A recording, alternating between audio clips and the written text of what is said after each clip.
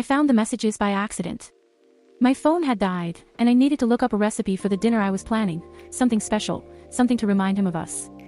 So I grabbed his iPad from the charger, swiped it open, and there it was. A notification from her. My best friend.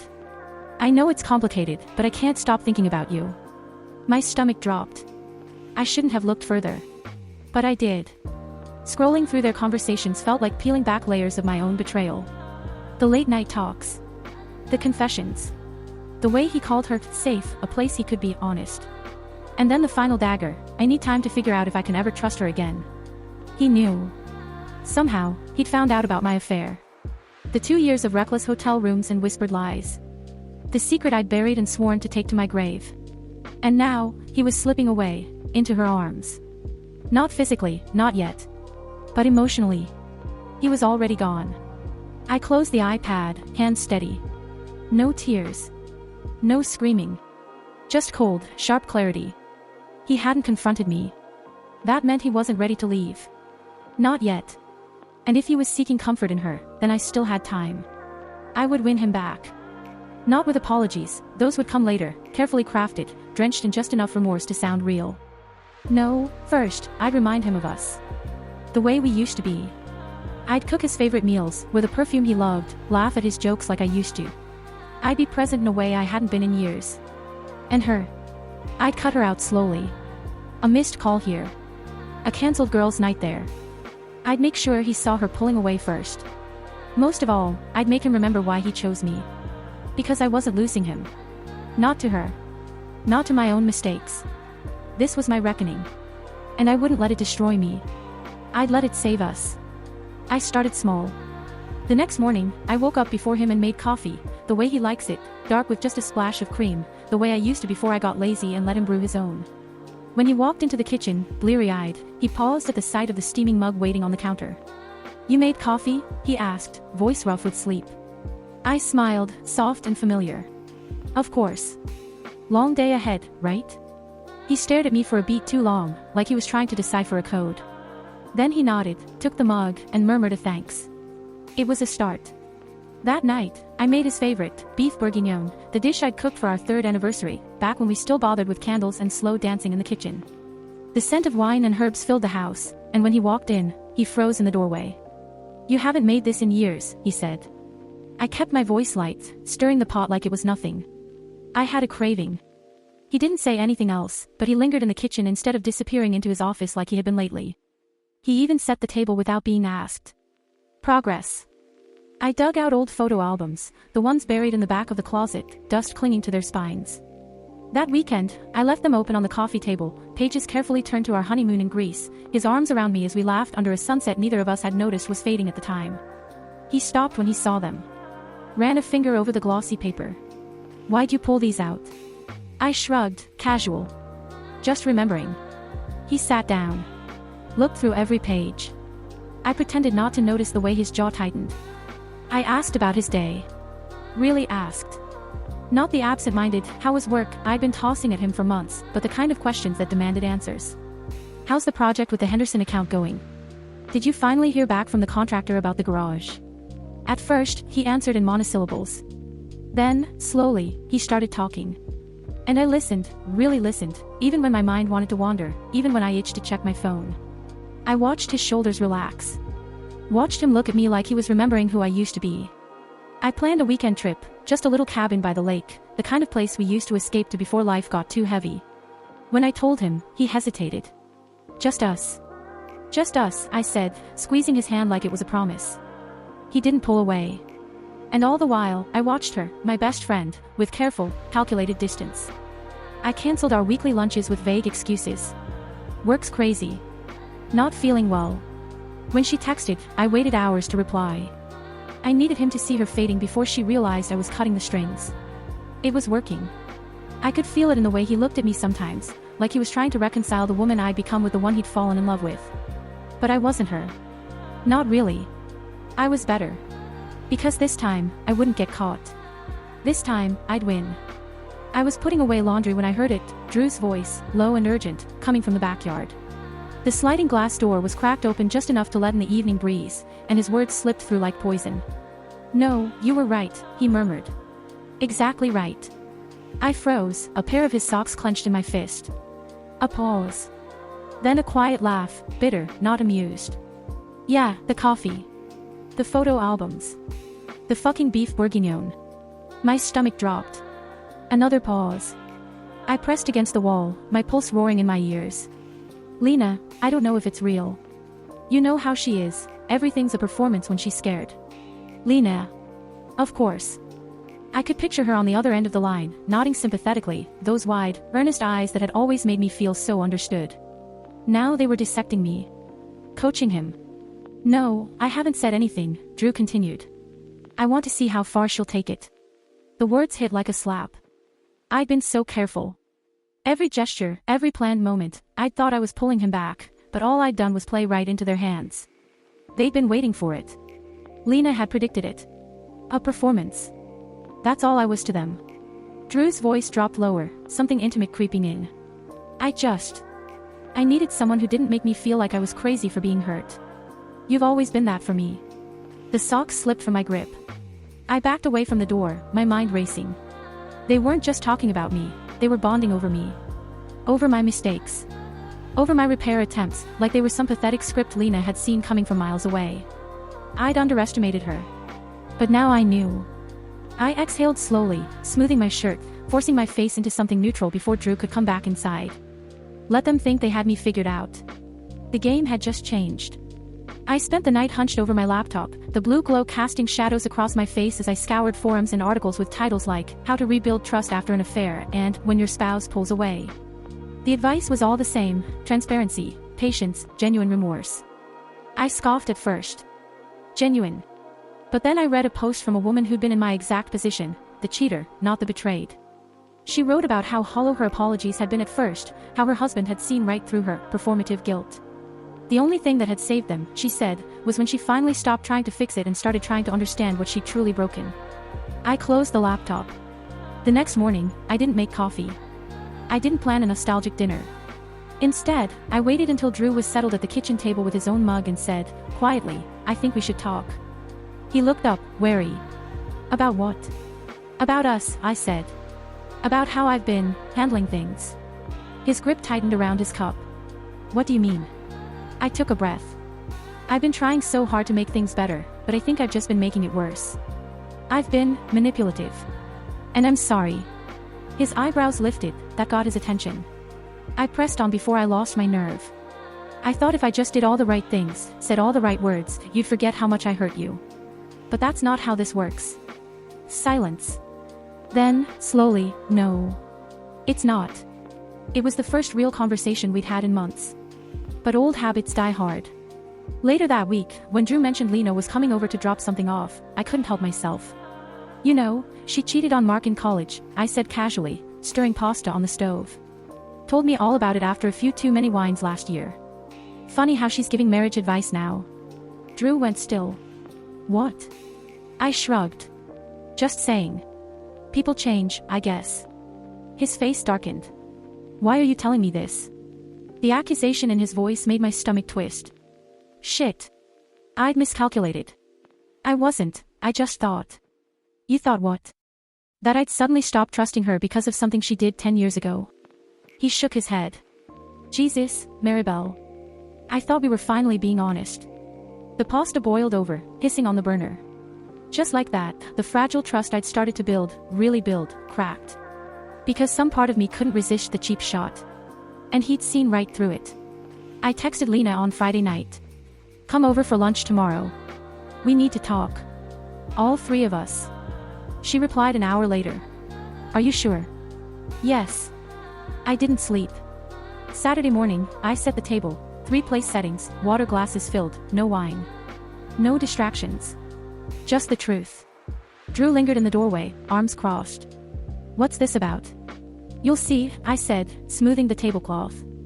Lena arrived right on time, her smile tight, her eyes darting between Drew and me like she was waiting for an ambush. I poured iced tea. Took a breath. I owe you both an apology, I said. They exchanged a glance. I told them everything. Not the gory details, they didn't need those. But the loneliness. The stupid, selfish spiral. The moment I ended it, 2 years ago, and the shame that followed me ever since. I thought if I buried it, it wouldn't count, I admitted. But it did. And I hurt you, Drew. Not just by doing it, but by pretending it never happened. His jaw clenched. Lena stared at her hands. And Lena, I continued, I'm sorry for the things I said about you. You didn't deserve that. Silence. Then Drew leaned forward. Why now? Because I've been trying to fix this the wrong way, I said. By pretending. By manipulating. Even when I started trying to be honest, I sabotaged it. I looked at Lena. Like bringing up your past. That wasn't fair. She shifted in her seat. No. It wasn't. Drew rubbed his temples. I just don't know if I believe this is real. You've been so calculated. I know, I said quietly. But this isn't. Lena frowned. What do you want from us? I hesitated. Then, carefully, I want to know if there's anything you need to come clean about. Their reactions were instant. Drew stiffened, Lena's eyes widened. What's that supposed to mean? Drew snapped. I held up a hand. I'm not accusing. I'm asking. Because I know I don't have the right to demand honesty, but if we're really doing this, it has to go both ways. Lena's face paled. Drew looked at her, then back at me, something dawning in his expression. You think he cut himself off, laughing bitterly. Jesus. You think this is some kind of revenge affair? No, I said. But I know you've gotten close. And I know you've talked about me. Lena stood abruptly. Not like that. We were just, she stopped, swallowing hard. I was trying to help him. I know, I said again. But help him do what? The question hung there, ugly and unavoidable. Drew's anger faltered. Lena sat back down, her hands trembling. For the first time, they looked guilty. Not because they'd crossed a line, but because they'd never noticed it was there. The air in the room thickened with the weight of unspoken truths.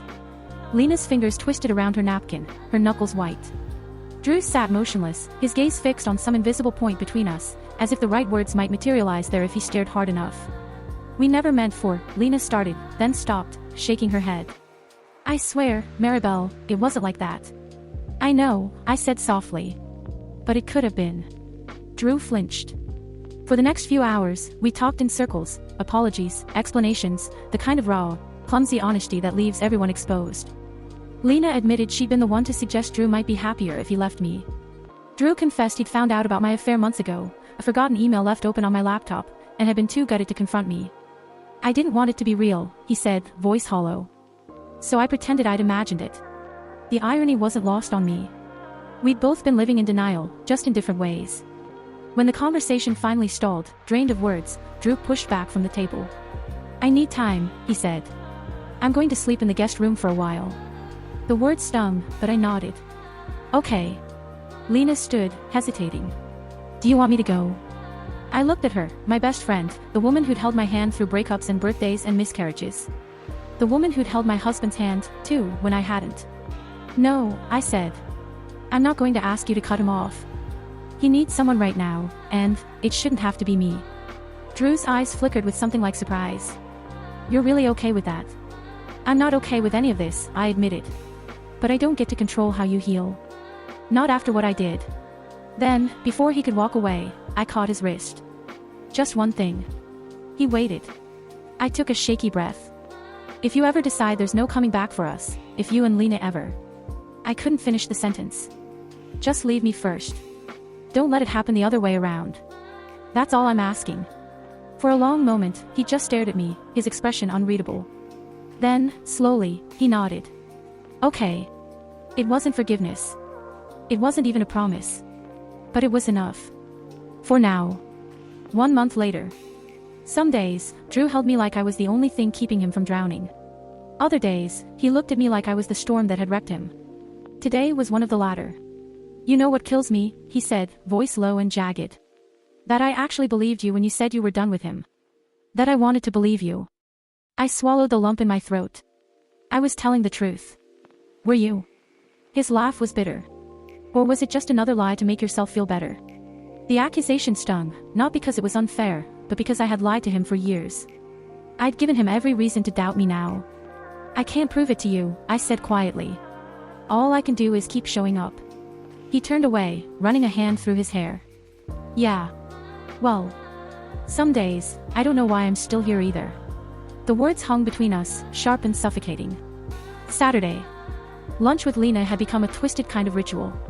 She sat across from us at the kitchen table, her hands folded neatly, her gaze flickering between Drew and me like she was waiting for one of us to detonate.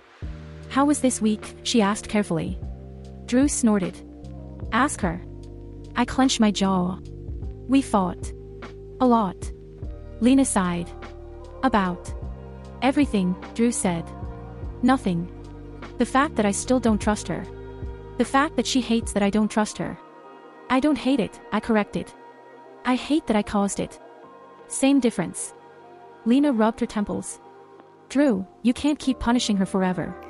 Who said I'm punishing her? He shot back. Maybe I'm just finally saying what I should have said years ago. The room went quiet.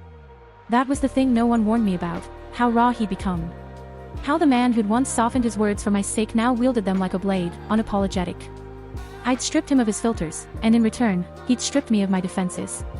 After Lena left, Drew lingered in the doorway, watching me scrub the dishes with too much force. You think this is working? He asked. I didn't look up. I think we're still here. So, yeah. Maybe. He exhaled, long and slow. I don't know how to stop being angry. Then don't. I turned to face him, my hands dripping soapy water. Just don't leave. For the first time in weeks, his expression softened, just a little. Just enough. Not today, he said. And for now, that was enough. 6 months later. Progress isn't a straight line, I've learned that much. Some nights, Drew and I laugh over dinner like the past never happened. Others, we go to bed in silence, the weight of everything unsaid pressing between us like a third body. But we're trying. That has to count for something. At least, that's what I tell myself. The new project at work is a blessing at first. Long hours, intense focus, something to pour myself into besides the fragile thing we're trying to rebuild at home. And then there's him. Jason. Mid-30s, easy smile, the kind of confidence that borders on arrogance. At first, I don't think much of it. He's just another colleague, another face in the conference room. But then his jokes start landing a little too close, his gaze holding a beat too long when I speak. A hand on my shoulder when he leans over to review my work. A text at 9 p.m., still stuck on the Henderson report. You're the only one who gets my brain. I should shut it down. I don't. It's innocent. Mostly. Just work talk, just camaraderie. But on the days when Drew is distant, when the tension between us feels like a live wire, Jason's attention is a bomb. A reminder that someone, anyone, still looks at me like I'm worth looking at. I don't realize how often we're texting until my phone lights up at dinner, another message from him, another stupid meme about office life, and Drew's fork still's on his plate. Who's that? He asks, casual. Too casual. Just work, I say, flipping my phone face down. He nods, says nothing. But later, when I pass by the living room, I catch him typing rapidly on his own phone, Lena's name flashing on the screen. The symmetry isn't lost on me. I tell myself it's not the same. Drew and Lena have history. Jason and I. Just harmless flirtation. Just words on a screen. But then Jason sends another text, you're the only reason I don't lose my mind in this place. And my stomach flutters in a way that feels dangerously familiar. I don't reply. Not because I don't want to. Because I do. That night, Drew rolls over in bed, his back to me. Long day. I ask. Something like that, he mumbles. I stare at the ceiling, wondering if he can hear the guilt in my silence, if he knows the way I once knew. Or if, like me, he's just too tired to fight about it. The next morning, I deleted Jason's number. Not because I'm strong. Because I remember what it cost me last time. 1 week later. The air in the kitchen was thick with the scent of garlic and rosemary from the roasted chicken I'd made, Drew's favorite. The table was set, the iced tea poured, everything meticulously arranged like the props in a play where I was about to break character. Lena sat across from me, her fingers tapping lightly against her glass. Drew leaned back in his chair, arms crossed, his gaze flickering between us like he was waiting for the other shoe to drop. I took a breath. There's something I need to tell you both. Lena's hand stilled. Drew's jaw tightened. There was a guy at work, I said, forcing my voice steady. Jason. He started texting me, nothing outright inappropriate, but familiar. Flirty. And I liked it. The admission hung there, raw and ugly. Drew didn't move. Lena's eyes widened slightly. I didn't realize how far it had gone until last week, I continued. But I knew where it was headed. So I asked for a transfer. Blocked his number. Everything. Silence. Then Drew let out a slow, measured breath. Why are you telling us this? Because I don't want secrets anymore, I said. And because I need you to know, I chose this. Us. Even when it was hard. Lena exhaled sharply, shaking her head. Jesus, Maribel. Drew just stared at me, his expression unreadable. Then, finally, he spoke. You want to know how I feel? His voice was low, rough. I'm pissed. I'm relieved. I'm fucking exhausted. He dragged a hand over his face. But mostly, I'm glad you told me. Lena nodded slowly. Me too. I swallowed hard. That's all I wanted. Drew reached across the table, his fingers brushing mine, just once, fleeting, before pulling back. It wasn't forgiveness. But it was a start. 2 years later. The string lights above Lena's wedding reception twinkled like scattered stars, casting a warm glow over the dance floor where she swayed in her new husband's arms, radiant in ivory lace. Drew squeezed my hand as we watched them, his thumb brushing over my knuckles in a silent "I'm here." She looks happy, he murmured. She is, I said. And I meant it. There was a time when the sight of Lena smiling at another man, any man, might have sent a spike of possessiveness through my husband, Drew. But not tonight. Not after everything. After that Saturday lunch confession, something shifted. Drew didn't forgive me instantly. Trust isn't rebuilt in grand gestures, but in small, daily choices. But he saw me. Really saw me. And for the first time in years, I let him. We started talking instead of fighting. Touching without hesitation. Laughing without the burden of the past choking the sound. And Lena. She stepped back. Not out of guilt, but necessity. I need to move on, she told me over coffee one afternoon, her voice steady. From both of you. I didn't argue. The Saturday lunches faded, replaced by occasional texts, then even less. Life carried us forward, as it always does. Now, watching her press a kiss to her husband's cheek, I felt no bitterness. Only gratitude. Think we would have made it without her? Drew asked, as if reading my thoughts. I smiled. No. He chuckled, pulling me closer. Me either. The music swelled, and as Lena caught my eye from across the dance floor, she grinned, wide, unguarded, the way she used to when we were girls sharing secrets under the covers. I raised my glass to her. She winked back. And just like that, the reckoning was over. We danced until midnight, Drew's arms around me, the past no longer a shadow but a story we'd survived. And when the last song ended, we walked out together, not as the people we'd been, but the ones we'd fought to become. Whole. Healed. Free.